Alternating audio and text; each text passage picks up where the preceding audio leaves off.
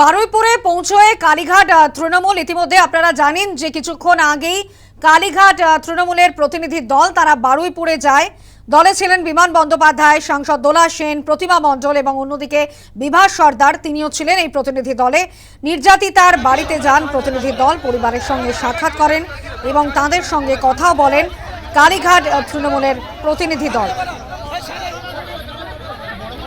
বারুইপুরে পৌঁছল কালীঘাট তৃণমূল দলে বিমান বন্দ্যোপাধ্যায়, সাংসদ দোলা সেন, প্রতিমা মণ্ডল, বিভাস সর্দার ছিলেন। নির্যাতিতার বাড়িতে প্রতিনিধি দল পৌঁছয় পরিবারের সঙ্গে সাক্ষাৎ করেন।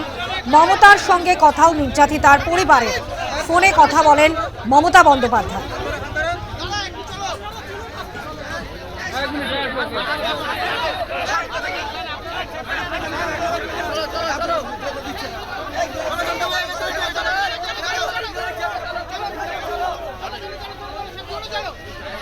আমরা কথা বলবো, আমাদের সঙ্গে টেলিফোন লাইনে রয়েছেন আমাদের প্রতিনিধি প্রসেনজিৎ সাহা। প্রসেনজিৎ, আমরা কিছুক্ষণ আগেই দেখলাম যে বারুইপুরে পৌঁছলো কালীঘাট তৃণমূলের প্রতিনিধি দল।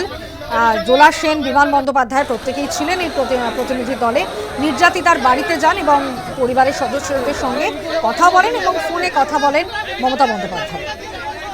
একেবারে দেখো, কয়েকক্ষণ আগেই কিন্তু দোলা সেনের নেতৃত্বে তৃণমূলের এই প্রতিনিধি দল তারা কিন্তু বারুইপুরের সূর্যপুর এলাকায় এই নির্যাতিতার বাড়ি সেখানে কিন্তু এসেছিলেন এবং তারা সেখানে গিয়ে নির্যাতিতার পরিবারের সাথে কথা বলেন, তারা পাশে থাকার বার্তা দেন। এমনকি প্রাক্তন মুখ্যমন্ত্রী মমতা বন্দ্যোপাধ্যায়ের সাথেও কিন্তু তাদেরকে ফোনে তারা কথা বলিয়ে দেন।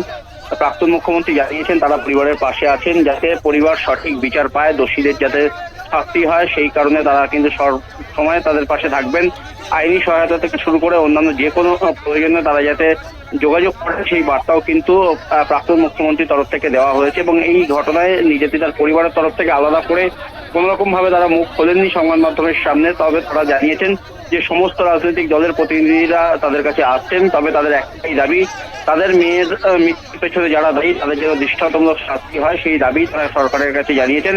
এবং আগামীকাল নবান্নে রাজ্যের বর্তমান মুখ্যমন্ত্রী শুভেন্দু অধিকারীর সাথে তাদের দেখা করার কথা রয়েছে। শুভেন্দু অধিকারী তাদেরকে সময় দিয়েছে নবান্নে দেখা করার জন্য, তারা কিন্তু সেখানে যাবেন, দেখা করবেন এবং মুখ্যমন্ত্রীর কাছে আর্জি জানাবেন যে যাতে দোষীদেরকে দৃষ্টান্তমূলক শাস্তির ব্যবস্থা তিনি করেন, সেই বার্তাই কিন্তু তারা দিয়েছেন।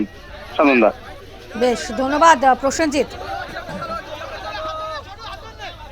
ইতিমধ্যেই আপনারা জানেন যে এর আগে আমরা দেখেছি যে গতকাল কালীঘাটে মমতা বন্দ্যোপাধ্যায়ের বাড়ির সামনে একেবারে পুলিশি প্রহরা ছিল, বাড়তি পুলিশ মোতায়েন করা হয়েছিল এবং সেখানে কিন্তু তৃণমূলের তরফে অভিযোগ করা হচ্ছিল যে কেন মমতা বন্দ্যোপাধ্যায়ের বাড়ির সামনে এত পুলিশ। প্রশ্ন তুলেছিলেন দোলা সেন এবং সেখানে বলা হচ্ছিল যে বারুইপুর যেতে মমতাকে আটকানোর চেষ্টা করা হয়েছিল, এমনটাই কিন্তু অভিযোগ তোলা হয়েছে। কেন্দ্রীয় প্রতিমন্ত্রী সুকান্ত মজুমদারের প্রেক্ষিতে কি জানিয়েছেন শোনাব।